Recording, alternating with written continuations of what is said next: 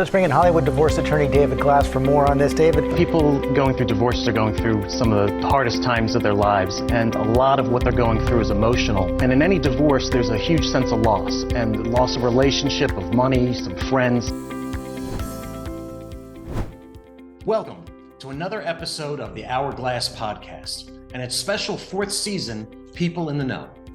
Today we have a special treat for you, a visit with Owen Sloane of Eisner Law. He's a veteran music attorney who has represented many A-list music artists over the years. People like Stevie Nicks and Lindsey Buckingham, Rob Thomas, Bonnie Raitt, Chris Daughtry, Joe Cocker, Frank Zappa, Elton John, and many other top charting musicians. Now, while he handles contracts, licensing, publishing deals, and more, he also has served as an expert witness to testify about intellectual property rights, calculations of royalties, music industry customs and practices for both plaintiffs and defendants in court. Now, his honors and accolades go on and on. You might be thinking, what is a music attorney doing on a divorce advice show? Well, the squabbles and breakups among bands, music publishers, record companies, etc., the things that lead to their dissolutions are very much like those among romantic couples. We're here to ask Owen what starts the downward spiral of a band or the music label they're under contract to. What happens when egos, values, money get in the way? I'm most interested to learn how band breakups are similar to and also different from marital dissolutions. So let's jump in and talk to Owen Sloane. Before I get started, thanks so much for joining us today. Oh, you're welcome. It's a pleasure. So as a divorce lawyer, I get asked all the time, what are the main reasons why people get divorced? And so I'm going to turn the question to you, an entertainment attorney. What are the main reasons why bands break up? Well, usually, by the way, the breakup of a band usually is a member or two members that all, leave and they're replaced, as opposed to the whole band breaking up. If it's a very successful band, it's unusual for the whole band to disband. If it's not successful, then, they just go their own ways because it's not working. Right. But so most of the cases you get are individuals who have been fired or leave on their own volition, or a couple of members. And, the reasons are very, very different. Some of them involve change of, goals in life. Like you get young people that want to be part of a band and they become very successful, and then they have other interests that they want to pursue.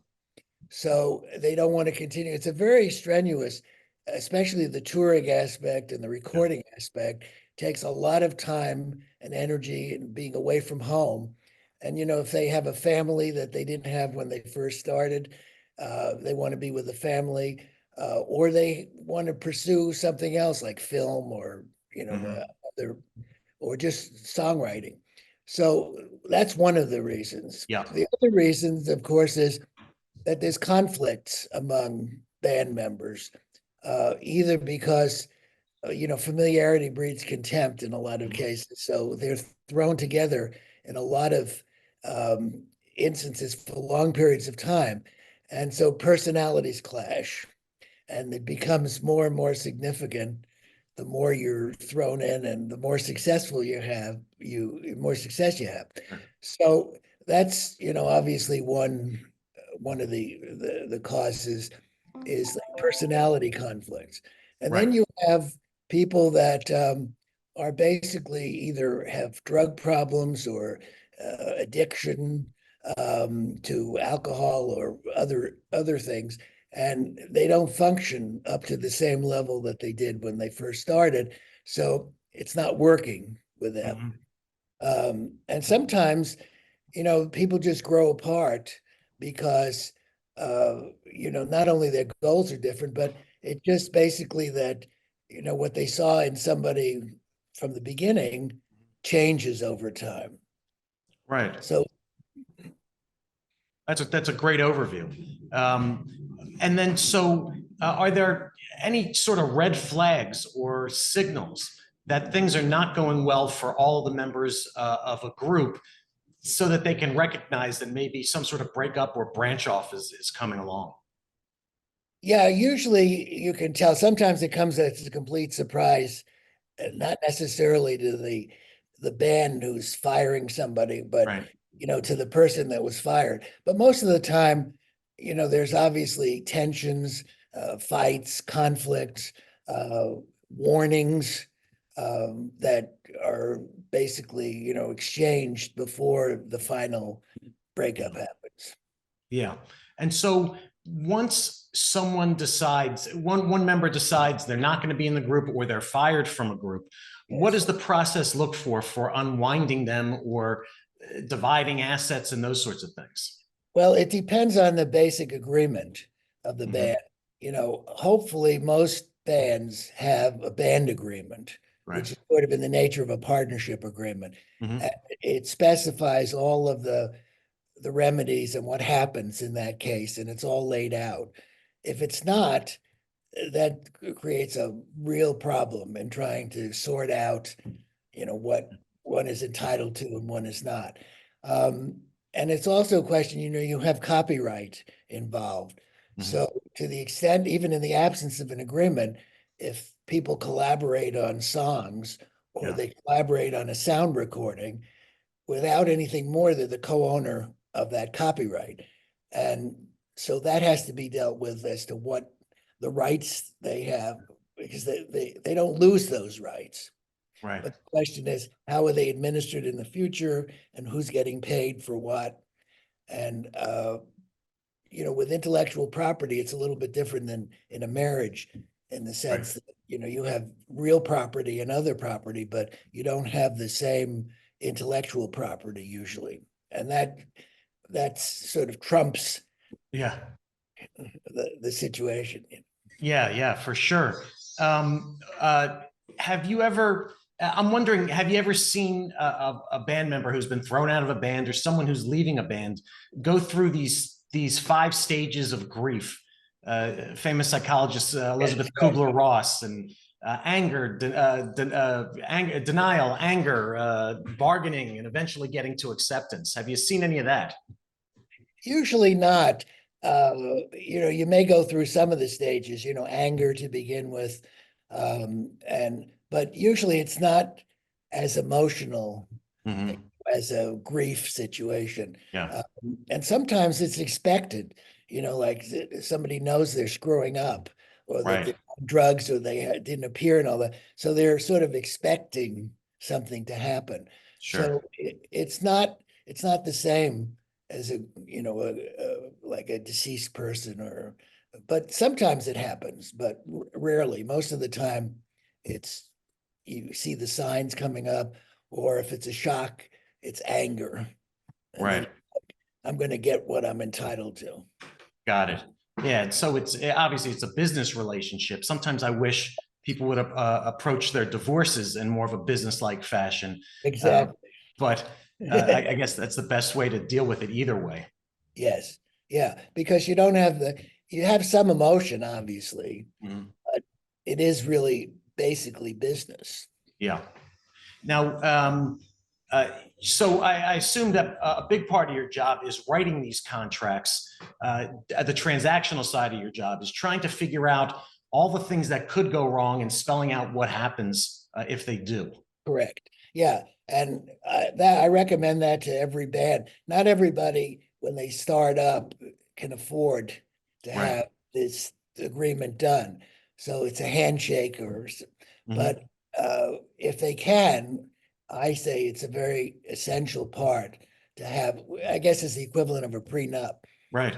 Yeah. And so it deals with what happens in various situations, and sometimes we actually build in like the band will pay for drug rehabilitation. Mhm. They have to give a certain number of warnings, and then Yeah. if it's that kind of a situation, and then the consequences of what happens if Mhm. they break up, like how much the person is entitled to continue, because there are continuing rights, both, in terms of the musical compositions, if they wrote them, or they have a piece of the publishing, or their voices and such instruments on Yeah. sound recordings and merchandise. the name and likeness and image. So those things have to be basically factored into how long do you get that? Do you get it in perpetuity? Who manages that? Do you get it directly, or is it through a band entity? Right. A lot of things to think about, for Yeah. sure. Yeah. Um, uh, and before I get into any specifics about band breakups that you can share with us, I'm just curious, how did you get into entertainment law or representing musicians? It's, when I went to law school, there was business law, there was family law, there was trusts and estates.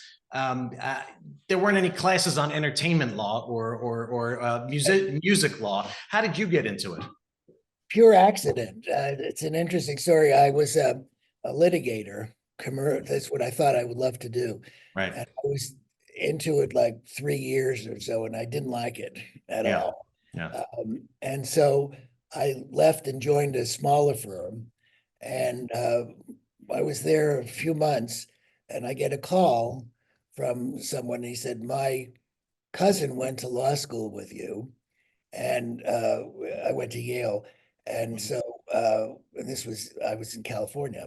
Yeah. And he said, I asked him for a music lawyer in California.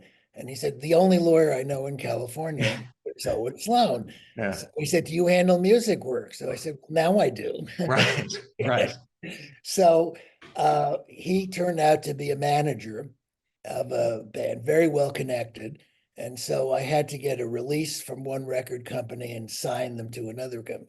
And, I just learned on the fly. Yeah. And I Yeah. was in the right place at the right time. So from that, I got a lot of recommendations. And within a year, I was doing almost exclusively music work. Wow. Yeah. Just a chance encounter. Absolutely. And then knowing to trust yourself. Sure, I can do that. I can figure it out, as opposed to, let me find someone who might be able to do that and referring it out. Exactly. I figured it wasn't brain surgery. So Well, it turns out that most of the law isn't brain surgery. It's just the experience and digging in deeply enough to figure things out. right, exactly. And knowing your industry, Yeah. that comes from experience. So. Sure. Now, I know you can't talk about most of the bands that you've dealt with, but can you tell us, do you have any experience with Simon and Garfunkel, and what was the reason for their breakup? I've always wondered about that. I wasn't listening to music when they were making it, but listening to it after. Yeah. Well, there's a new documentary out, and it's been reported, with excerpts from Paul Simon's. It's about Paul Simon. It's on MGM Plus, and that's what I know. I don't know personally about it, Right. but apparently, this was one of those cases where Paul Simon had felt that it was an unequal partnership. He was writing all the songs, and Art was doing harmonies and such, but most of the burden was falling on Paul. And then the real breakup occurred when Art Garfunkel did Catch 22, the movie. Right. It's gone for while they were working on the Bridge Over Troubled Waters. And at that point, I think Paul Simon decided that was it. Right. They got together a couple of times more, for Central Park and a couple of other things, but it was still the same problem, that he felt that it was an unequal partnership. Yeah. And he admitted to a little bit of jealousy too, because Bridge Over Troubled Waters was such a big hit, and Art Garfunkel sang it, and he would get standing ovations and all that. And I think Paul is quoted in the documentary saying, "Yeah, I wrote the song." Right. So I think but the documentary I don't think is out yet, but it's coming out shortly, and that I think explains. And that's only one side of the story, so we don't know. Sure. There's always two sides. Yeah, and I was always curious about U2. They've been together forever. It seems, at least from an outsider's view, that between Bono and The Edge, they're the ones doing most of the writing, but they must have some sort of agreement, or came to some sort of agreement that has kept them together all these years. Yeah, I think so. I think it's personality and it's expectations. And if they feel that there's, a value in the partnership, and that everybody's, pulling his own weight, Yeah. then, it tends to go on because you have a powerful incentive because of the success and the money and the Right. fame and all to overcome petty differences. So if there are any. Right. Right. What about the bands that keep on producing music, keep on touring, even though most of the original members are now gone? I think of Dead and Company as a continuation of the Grateful Dead, and now they've got two guys from the original group and a bunch of other very talented musicians with them. How does that work in terms of continuing on a band's work? Well, usually there's one or two dominant people in a band. And usually it's the lead singer because they're the ones that are out front and the most famous. Sure. And the other people can be replaced. Mm-hmm. And if they're happy being in a successful band, but not basically the star, Right. or the focus, then they've got a good gig. Right. They're traveling first class, they're being paid well, and they're playing before large audiences. Sure. So that basically keeps them together. And the dominant person is the one that controls the situation and hires the people. Right. And that's fine if that's what your expectation is when you join a band. Sure. That makes sense. What about I'm also a fan of Bon Jovi. I grew up in New Jersey. You got to love Bruce Springsteen and Bon Jovi if you grow up in New Jersey. But with Richie Sambora leaving the group after all those years and having co-written most of the music with John Bon Jovi, what do you think happened there? Well, I read a summary from Richie, and basically what happened was he had a daughter, and he wanted to spend more time because he was a single father. Yeah. And it was too demanding. Right. So that was my understanding from what I read. Sure. And that happens, that's why I say, people change and expectations change. And they want to spend more time with the family, and it's too demanding, and it's a question of priorities. Right, right. And then and if the other dominant person in the band wants to keep touring, putting out music and being on that constant grind. Exactly. And it's more than money with people, because there's satisfaction, there's ego, there's all that somebody, can be in their 50s. Look at the Stones. Right. They don't need the money. Right. But they obviously love performing. Yeah. Yeah. And that's not true of everybody. Right, right. No, and I've seen interviews, Pete Townsend or even Paul Simon saying that they don't enjoy performing anymore, but they felt they had to do one more tour, or they needed money to pay something off, or whatever it was. Exactly. Yeah. Because today in the business, most of the money comes from the touring and the merchandising, not right. The yeah. And with the Rolling Stones, they're still together despite bickering, despite having various members write books about how the other one caused trouble. But they always come back together to tour. It's an interesting relationship. Well, as I say, it may be partially money, although I'm sure they don't need the money, but it's the satisfaction, which is the pun, but being in a band that's so renowned and so iconic that it overcomes all sorts of other problems. Could you give any advice from what you know about how a band breaks up? Would you be able to give any advice to people who are going through divorces to get through it in a more business-like fashion, or to get it over with quickly and efficiently? Well, I think you have to put the emotion and the ego aside, approach it as a dissolution of an arrangement, and just divide up. The problem with in your area is children, right? Because you always have that together. So if you don't have children, you can divide up the assets and go your separate ways, and you don't have to see each other again. Right. With children, that isn't the case in a breakup of a band. Yeah. And so sometimes that's really hard to divorce. And, the thing is the anger and the desire for vengeance, is true in both cases. Yeah. But you sort of have to put that aside and Hmm. just say, let's get this done over with. And then, I can be angry, but I don't have to, like be petty about, this or that. Sure. And then also with children, I mean, the psychological research shows that parents who can at least be quote friendly Yeah, to each other. You don't have to be best friends. You don't have to go to right. Christmas dinner together anymore. But if you don't badmouth the other parent, if you don't argue in front of the kids, those are the kids who do best after divorce. Yeah, exactly. And that's a powerful incentive. Yeah, yeah. I wish more people would look at that option, keep their anger on the inside, or express it to someone else, but not take it out on their ex. Exactly.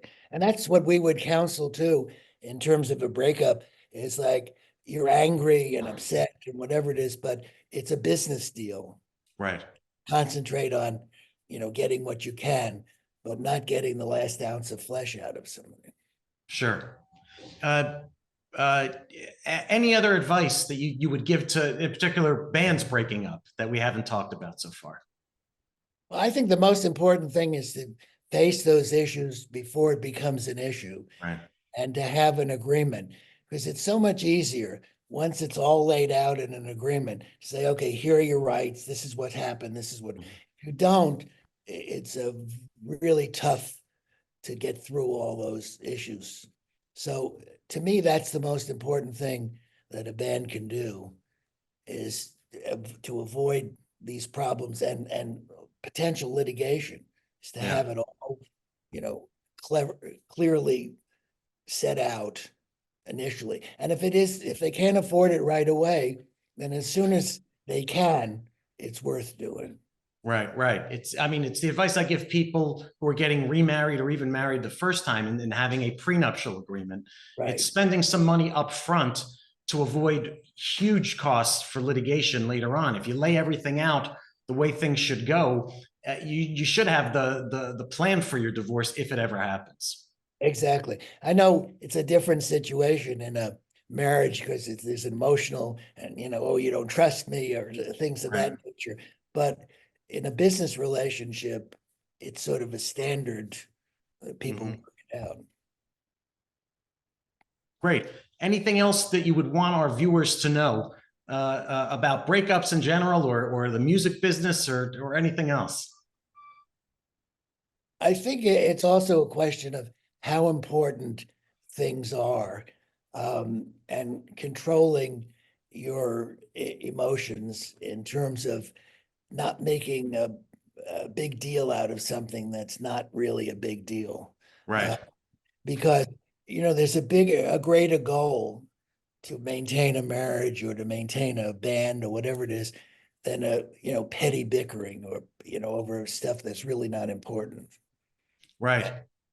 And I see that a lot. I say, what's the big deal? I can't stand this person, but you can work with them. Right. Right. And that's, I mean, it's also a big part of a couple's counseling, coming to the decision of what matters and what really doesn't matter, and Yes. what is trying to win or being in competition with your partner versus figuring out how you're going to get along. Yes, exactly. Right. And, it's like, is your perception correct too? You may feel like I'm being suffocated, but maybe that is not actually the case. The movie Anatomy of a Fall talks about the breakup of the marriage, and the two of them were competitive in terms of being writers and such. But, his view of being smothered and dictated and all that was not her view. Right. So I don't know which was right, but it seemed to me that's something you could work out.